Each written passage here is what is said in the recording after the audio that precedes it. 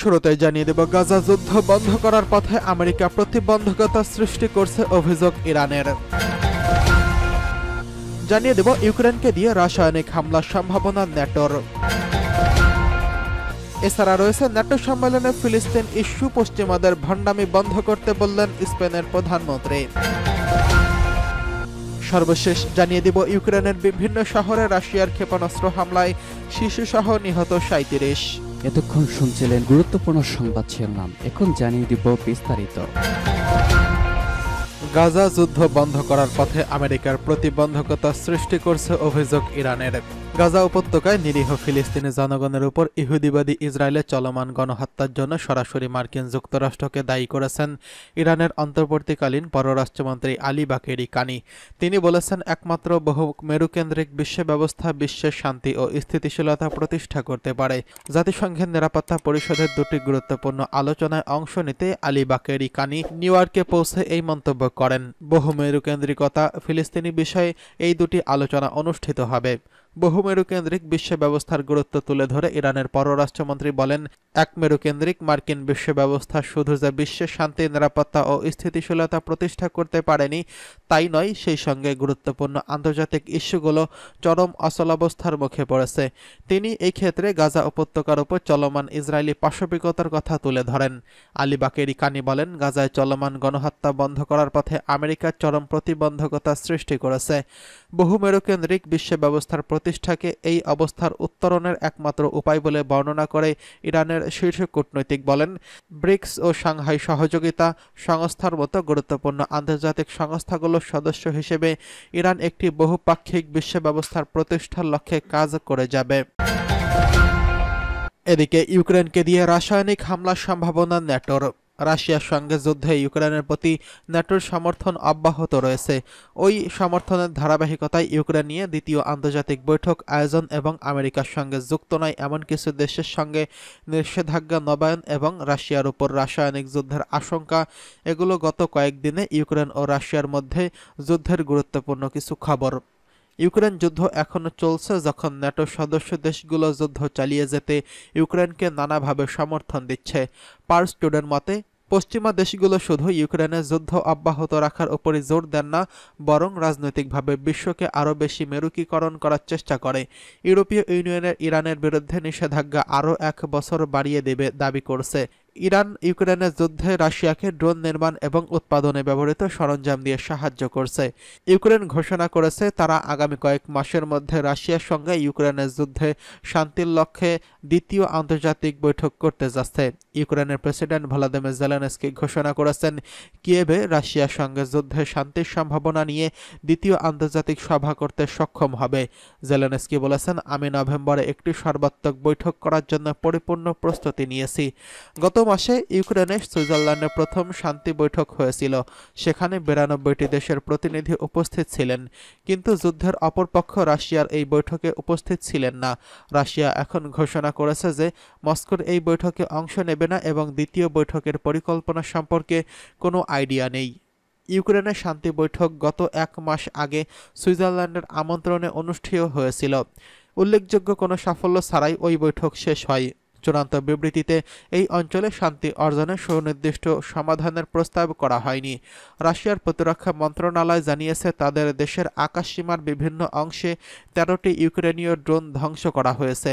রাশিয়ার আকাশে ওই 13টি ইউক্রেনীয় ড্রোন ধ্বংস করার ঘোষণা দিয়ে রুশ প্রতিরক্ষা মন্ত্রণালয় তাদের ভূখণ্ডে বেশ কয়েকটি ড্রোন ব্যবহার করে সন্ত্রাসী হামলা চালানোর চেষ্টা করার জন্য ইউক্রেনকে অভিযুক্ত করে আসছে। মার্কিন পররাষ্ট্র দপ্তরের মুখপাত্র ম্যাথিউ মিলার বলেছেন, তাদের দেওয়া অস্ত্র ব্যবহার করে রাশিয়ার ভূখণ্ডের গভীরে হামলা না চালাতে ইউক্রেনকে বলা হয়েছিল। আমেরিকার ওই আক্রমণ প্রতিরোধ করার ঘটনা ওয়াশিংটনের একটি ইতিবাচক পদক্ষেপ।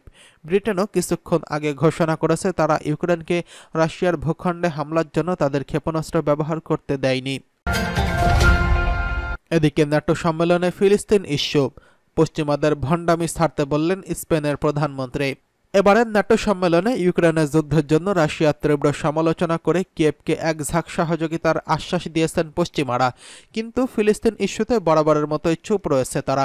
ব্যতিক্রম কেবল স্পেন। ওয়াশিংটনে ৭৫তম ন্যাটো সম্মেলনে ঝাঁঝালো বক্তব্য রেখেছেন স্প্যানিশ প্রধানমন্ত্রী পেদ্রো সানচেজ।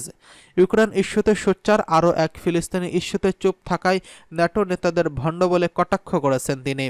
কিছুদিন আগেই ফিলিস্তিনকে স্বাধীন রাষ্ট্রের স্বীকৃতি দিয়েছে স্পেন। গাজায় নির্বিচার হত্যাযজ্ঞ চালানোয় ইসরায়েলি সরকারের কঠোর সমালোচনা করেছেন তারা।